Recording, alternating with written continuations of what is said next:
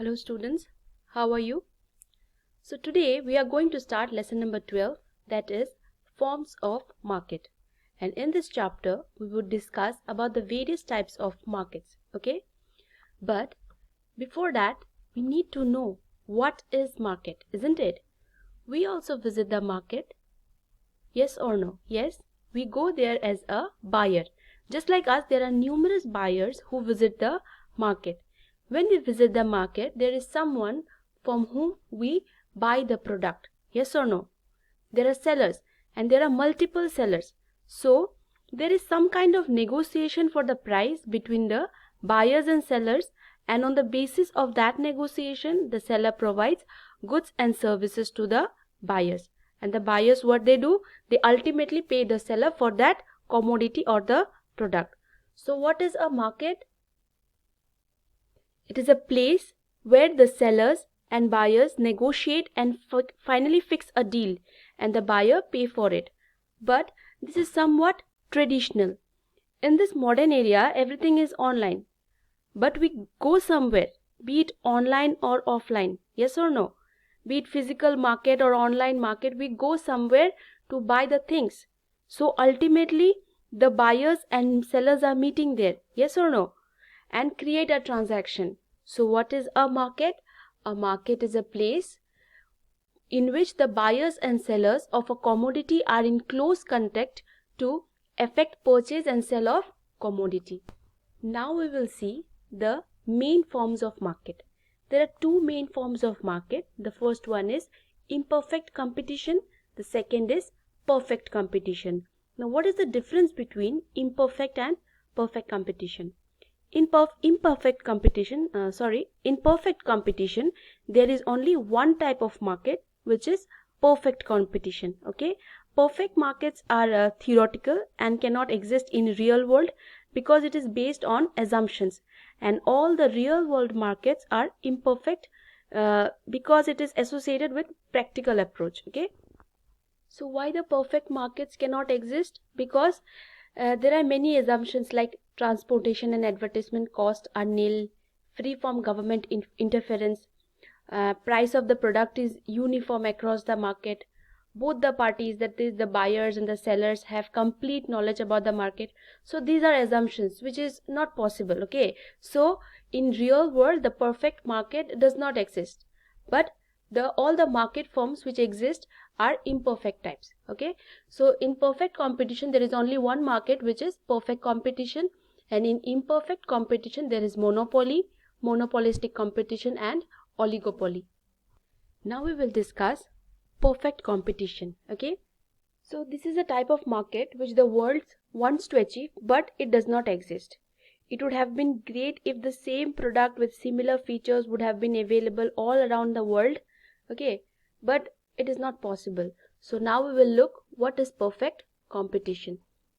So perfect competition is a market situation in which buyers and sellers operate freely and a commodity sells at a uniform price. Okay, what happens in perfect competition is there are large number of sellers and buyers, and the buyers will get the product everywhere because there are large number of sellers, and also the sellers need not worry about buyers.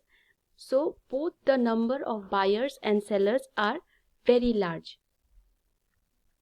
Normally what happens is that the seller has full knowledge about the product, but most of the buyers don't have perfect knowledge or complete knowledge about the product. But in perfect competition it is assumed that the buyers have complete knowledge about the product, be it quantity, quality, price, size, every aspect of the product. Okay, the buyer has complete knowledge of the product. Also in perfect competition the seller sells the commodity at same price to all the customers. Okay, so now we will look at the features of perfect competition. Number one is large number of buyers and sellers. As I already said, in perfect competition there are large number of buyers and sellers. Both the buyers and sellers need not worry about each other.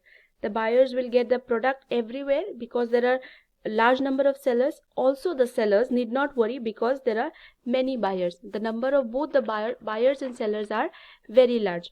Now what happens in perfect competition is that all the firms which make the industry of that particular product decides that they will not compete with each other, there will not be any kind of price competition, all the firms would sell at the same price. So the average revenue, that is the sale price, would remain the same. So an individual firm, what it would do, that it would set the price as it is set by the industry, and it would sell the product at that particular price, okay, the price which is set by the industry. So in perfect competition, who is the price maker here? The price maker here is the industry, and that single firm is the price taker. As we can see here in the last feature, firm is the price taker, as an industry is the price maker. Okay, the industry sets the price, so the industry is the price maker, and that individual firm takes the price which is set by the industry, so it is said as the price taker. Okay, second is homogeneous product. What is homogeneous product? That is, similar kinds of products are sold by all the firms. All the products are identical in all respects, be it quality, color, size, weight, design, and they are perfect substitutes of one another. Okay, so this is why the price is uniform in the market. This is the reason, because the products are homogeneous, similar products. Okay, that is why the price is uniform in the market. Next we have free entry and exit.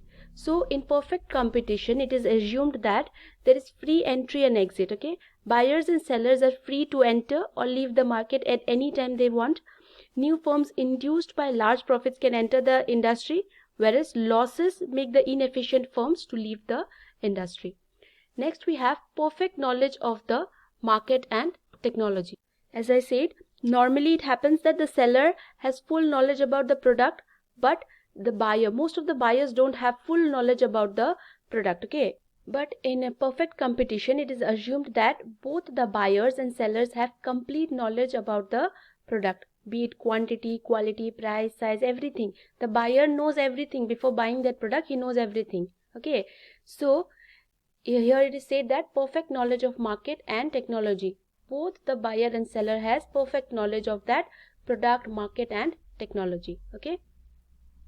Next we have perfect mobility. So in perfect competition, there is perfect mobility of goods and factors of production without any hindrance or obstruction. The factors are free to enter an industry if considered profitable and leave the industry when remuneration is inadequate. Next we have absence of transportation cost. Generally it is not possible there is no transportation cost. So basically this is an assumption. So why there is no transportation cost? Because the product is available everywhere without any problem. Buyers and sellers are everywhere, so there is no transportation cost. Okay, and the last one I've already discussed. So there might be one question into your mind, like, why is the firm the price taker and not the price maker? Okay, what if the seller tries to increase the price? In that case, since there are many buyers, the buyer would choose someone else as a seller. Because there are many sellers, the buyer has the freedom to choose any seller. Okay, so in perfect competition, a single seller cannot impact the price. Similarly, a single buyer also cannot impact the price. So I hope you are clear with perfect competition. We will discuss about the remaining markets in the next video. Thank you.